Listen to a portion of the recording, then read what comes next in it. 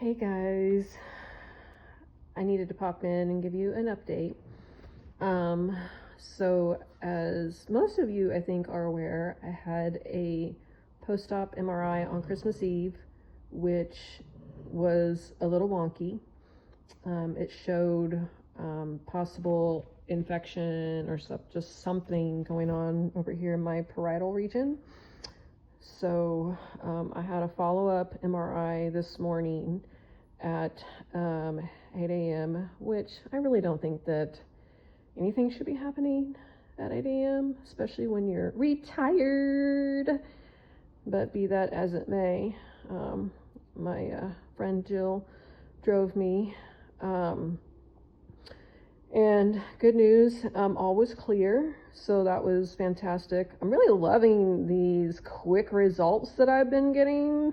I don't know what under the table bribery that I gotta pay off, but apparently my neurosurgeons over at UT Southwestern pulled the images from Touchstone Imaging and read them themselves and didn't even wait for the report. They just looked at them themselves and then texted me. Hold, please. Which I didn't even know that was a thing, but I guess they're smarter than me. They're the surgeon, not me. So anyway, clean MRI, that's good. So on to the next problem I'm having. As you may or may not know, probably do, I've been on fentanyl patches for I don't know how long, since I think about 2 weeks post-op, because of the skull crushing pain I've had post-op. And after a certain amount of time, I wanted to get off the fentanyl patches. I guess maybe it was 4 or 5 days ago, I started to express an interest on getting off the fentanyl patches because I'm tired of being a prisoner in my own house. I'm tired of not being able to drive, just all the things, right? I'm just tired of not having independence. So I reached out to my palliative care people and I said, how do I get off these fentanyl patches? And I don't know if I misunderstood them or they weren't clear with the instructions, or maybe a combination of both. But what happened was I took off the patch and cold turkey and within 12 hours started going through massive withdrawal, and I have been utterly miserable on a scale of 1 million, I don't know, times a million or times infinity. And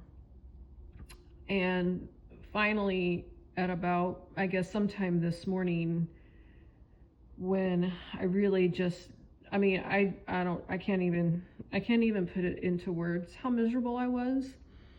I finally ChatGPT'd it, like, what happens when you cold turkey going off fentanyl 50 mcgs, and basically ChatGPT told me I was an idiot, that you should never do that, you can cause yourself all of these problems, and it was awful.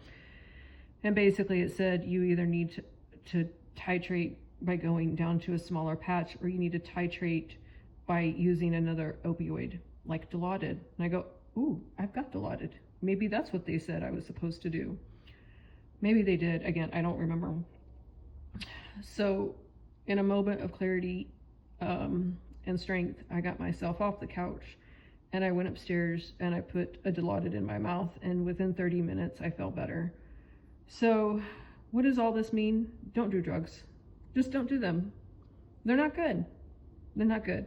I'm so thankful not to have an addictive gene in my body, because man, I would be addicted to all of them by now. But I'm not. I'm miserable because I'm trying to withdraw from them, but I don't crave them. My body is just trying to withdraw from them. So all of this to say is I have a 10 o'clock telehealth appointment with my palliative care nurse, where I'm going to get more precise instructions on how to titrate off the fentanyl patch. Like, how often should I be taking the Dilaudid? you know, how many hours in between each pill, and then like what the duration should be. Like, you know, right now I'm taking it every 4 hours because I just can't be this miserable. But like, you know, how many days should I do that? And then like after how many days, then what should the duration be, you know, until I'm finally, you know, until I'm finally clean and clear of it, right? Because all I'm doing by taking the Dilaudid is I'm trading one drug for the other, basically. So yeah, so the good news is MRI is clean, clear, beautiful. I'm gonna go to the cancer clinic tomorrow to talk about the trial.